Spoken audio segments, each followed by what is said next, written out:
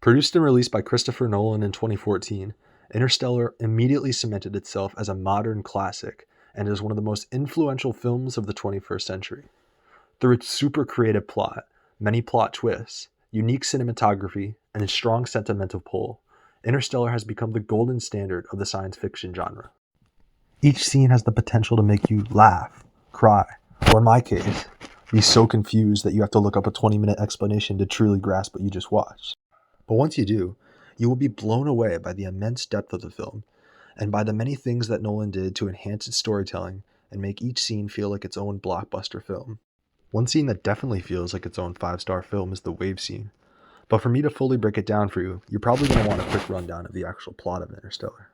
The film takes place in a near future Earth that is essentially dying because of a global ecological disaster.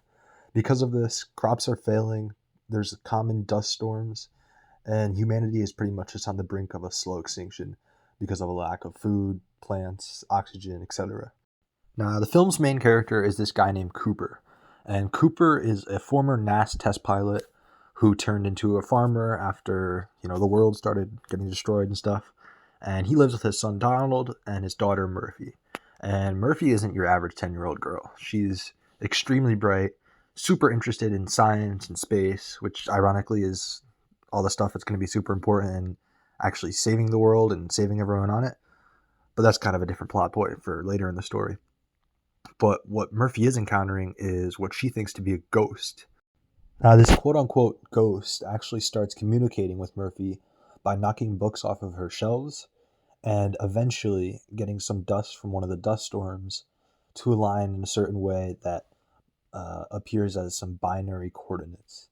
And so what Murphy and Cooper do is they actually follow those coordinates and drive to a deserted and secret NASA hidden laboratory.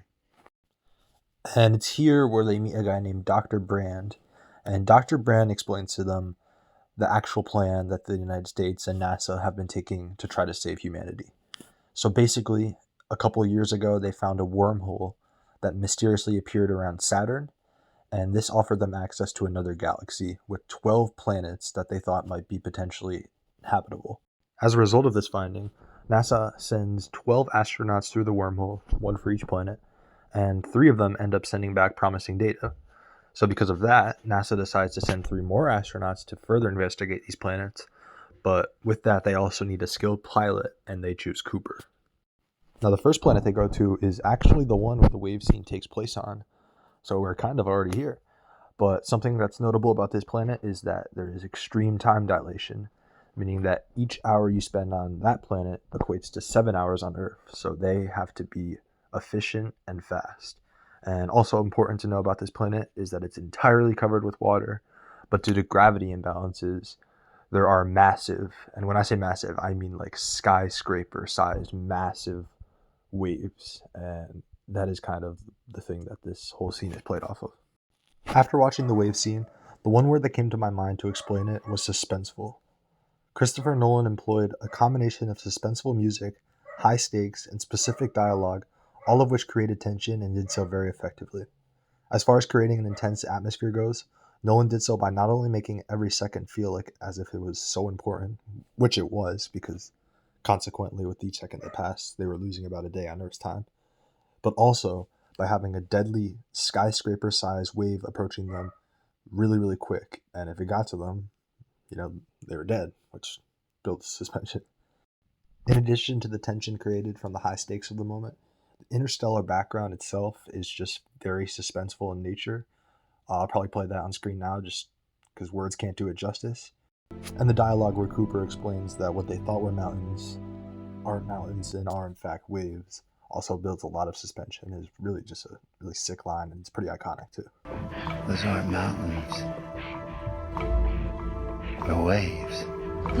Just as standout as the suspense building in this scene is the usage of cinematography, and specifically how it is used to bring the scene to life, making viewers feel like they are there, and helping them to truly experience and feel everything that is happening to the characters on screen.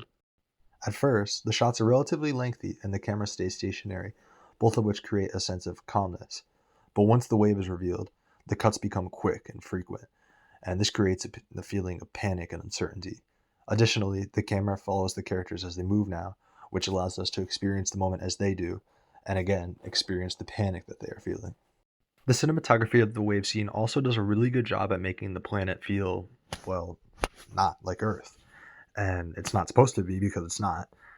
It's not supposed to be familiar, it's not supposed to be comforting. All it is it's supposed to be potentially habitable, and they do a really good job at making it just that and nothing else. Overall, the planet's visuals are very washed out. It's dominated by gray skies, dark water, and that's pretty much it. There is a clear lack of warmth that makes it feel very sterile and uninviting. And overall, it just reinforces the theme that, this place isn't for humans. It's a hostile environment that potentially they could live on. There's these monstrous waves that are strange and unlike anything we've ever seen on Earth, which again reinstates that it's not Earth. And there's absolutely nothing but water, which makes it feel desolate and empty. Finally, character interactions and motivations are crucial to the way the storytelling occurs in this scene. For Cooper, he has one thing on his mind, and that is getting out of there quickly and wasting the least amount of time possible. He doesn't even exit the ship and is persistent in trying to convince the others to leave the planet. Not only does this heighten their concerns, and also his, but it also marks the beginning of the depressive and regretful version of Cooper that we see during the rest of the film, once he ends up wasting 23 years on this planet. Also during the scene, Dr. Doyle ends up getting swept up by the waves and ends up passing away before he can get onto the ship. And because of that, it creates a really tough mood for all of the characters and makes them honestly feel like the whole entire mission was pointless, which it kind of was. The wave scene in Interstellar is one of the most influential scenes in one of the most influential movies of my time. It effectively built suspension using high stakes and suspenseful music and dialogue. The cinematography of this scene was excellent, bringing everything that happened to the characters to life and establishing a set mood which was unique for these characters. Lastly, the traumatic experiences that a lot of the characters went through were crucial to the storytelling of both the wave scene as well as of the events of the rest of the film.